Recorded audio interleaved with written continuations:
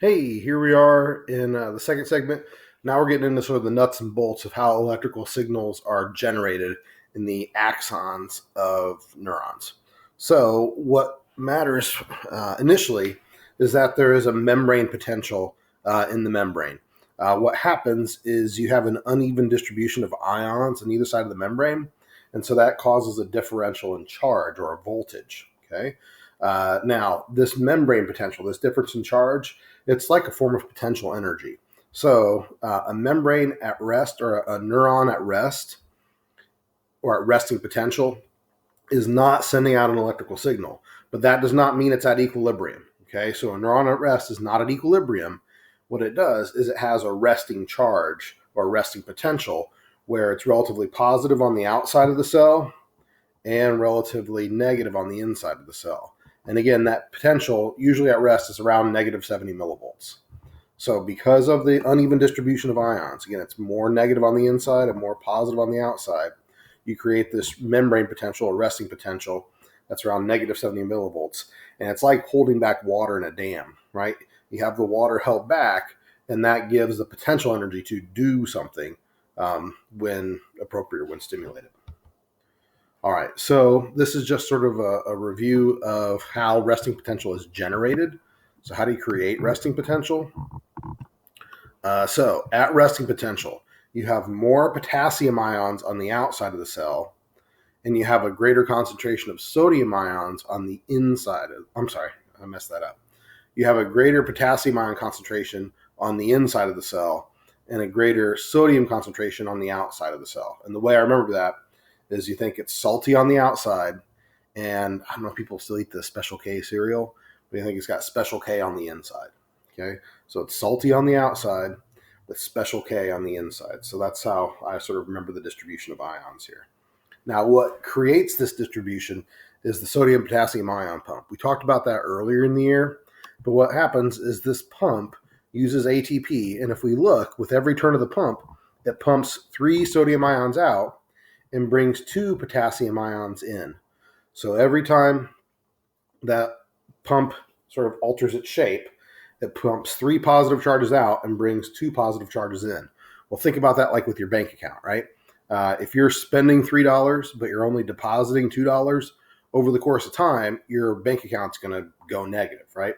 So here, if you're pumping out 3 positive charges, but you're only bringing in 2 positive charges, you're going to have a relatively negative membrane potential inside the membrane. And again, by creating that gradient where it's positive on the outside, negative on the inside, it's a form of potential energy. So again, another way I remember this, I think about clowns. You could say they're positive on the outside, they're all smiley, but they're negative on the inside, and that's what makes clowns scary to people. Some people. Again, I never say that. I do that as a joke to sort of play on stereotype of clowns. I never wish to offend anyone or anyone's family or friends that may be clowns.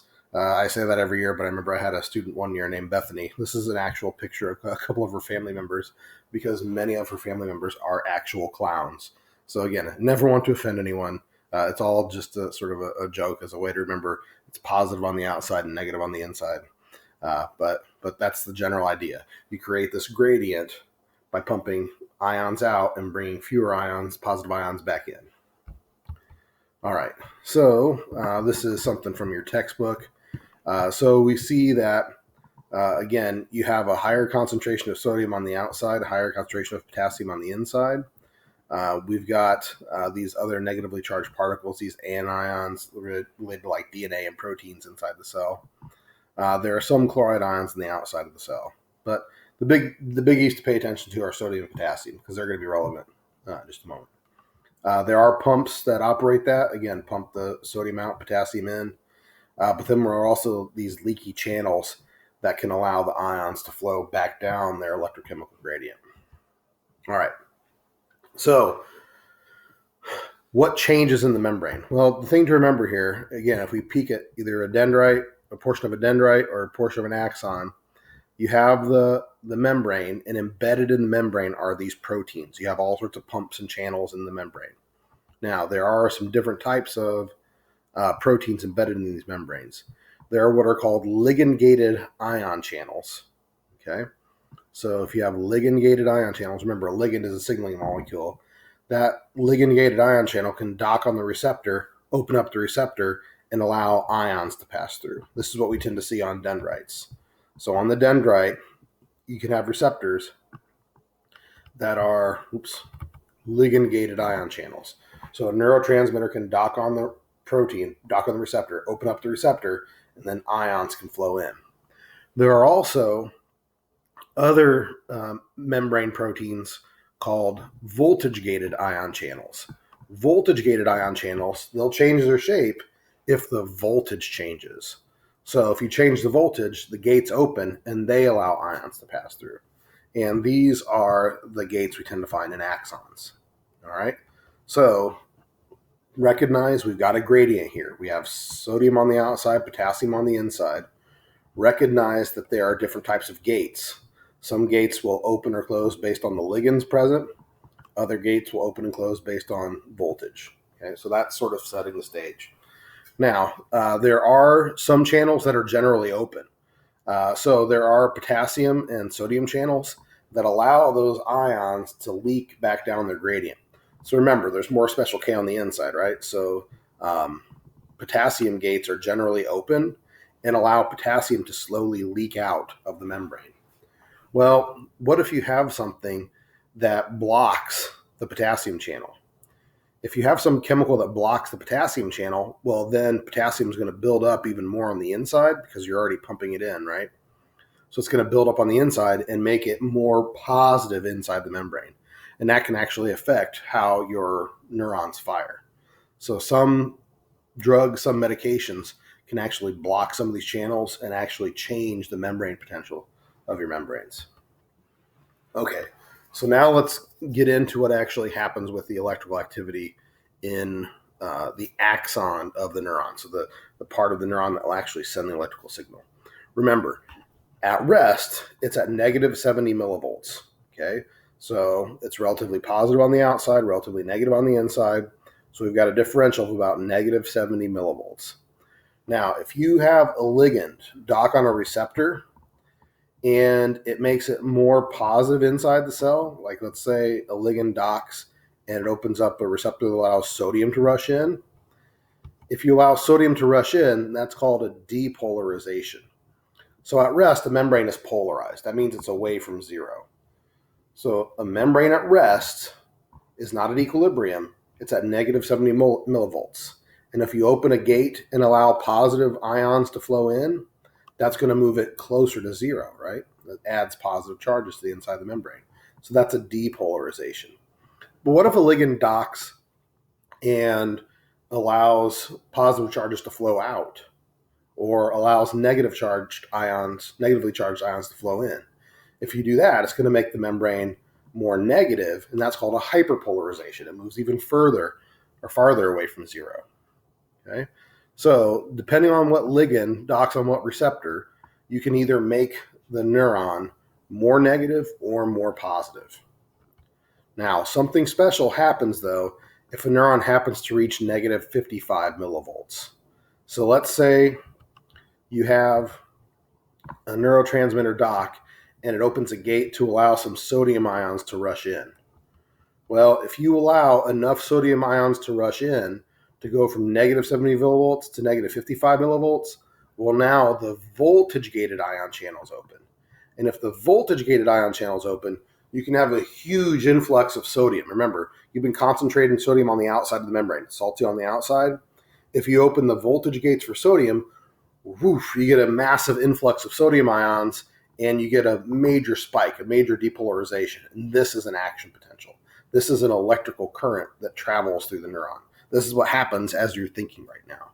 So as you're thinking or as you're sending instructions to your muscles to move, you're basically opening enough sodium gates to allow the voltage-gated channels to open, and then you get a massive action potential. And then boom, the signal is sent along the axon. So that's pretty amazing. So the connection to make here is that ligand-gated ion channels in the dendrites receive messages. Where am I? So here in the dendrite, you have ligand-gated ion channels they can receive messages. The neurotransmitters dock. If they open gates to allow sodium in, you can get a depolarization. It becomes more positive inside the cell. And then if you reach negative 55 millivolts, which is called threshold, you open the voltage-gated sodium channels, and you get a massive influx of sodium, and boom, you get that action potential, you get that spike. Okay, so again, this sort of spells it out. At negative 55 millivolts, the voltage-gated ion channels open, and then sodium will rush into the axon. So here they show with the depolarization here, the voltage-gated sodium channels open, sodium rushes in, and then you get this big spike. Well, now, again, this is called a depolarization. So you get that spike, you get the ions flowing in. What happens next is once you hit about 35 millivolts, it's a plus 35 millivolts, the voltage-gated sodium channels close, and then voltage-gated potassium channels open. Now remember, you've been concentrating potassium on the inside of the cell. So once you open the voltage-gated potassium channels, you get a massive efflux. You get a massive flow of potassium ions out. And when that happens, it's called a repolarization. So now it goes back to being more negative inside the cell. So eventually, the voltage-gated potassium channels close. You have your sodium-potassium ion pumps and your leaky potassium channels, and then you go back to resting potential. You go back to negative 70 millivolts. So that's what happens in an action potential, and this can happen hundreds of times per second in a neuron. So you can have it happen hundreds to even thousands of times per second in a neuron where you just boom, send these electrical signals, sending instructions to either muscles or glands telling them to do something. All right, next what I'd like to do is refer to this moment in time called the refractory period. So after an action potential where you have the sodium gates open, sodium rushes in, sodium gates close, potassium gates open, potassium rushes out, potassium gates close, and then you use your pumps and channels to go back to resting potential. This time period after an action potential is called the refractory period. So because of that, gates won't open and close again for a few milliseconds. So because the gates won't open and close again for a few milliseconds, what that means is that you won't get a gate open again. So what happens is the signal tends to be propagated down the axon. So if you have an action potential here where sodium rushes in, the sodium will rush into the axon and then start to spread out. So what that does is it starts to depolarize the next portion of the axon, and you'll reach threshold, and then you open voltage-gated sodium channels there, you get a massive influx of sodium ions. The sodium ions spread out, and that brings you to threshold. And the next portion of the axon, voltage-gated sodium channels open, a massive influx of sodium. So the signal travels down the axon there. But because of this refractory period, you won't get the voltage-gated sodium channels opening again in that portion of the axon until they've had a chance to sort of reset. So that makes the signal travel in one direction down the axon. All right, so now we've got this electrical signal that's generated and is propagated down the axon. What the heck happens when the signal reaches the end of the axon?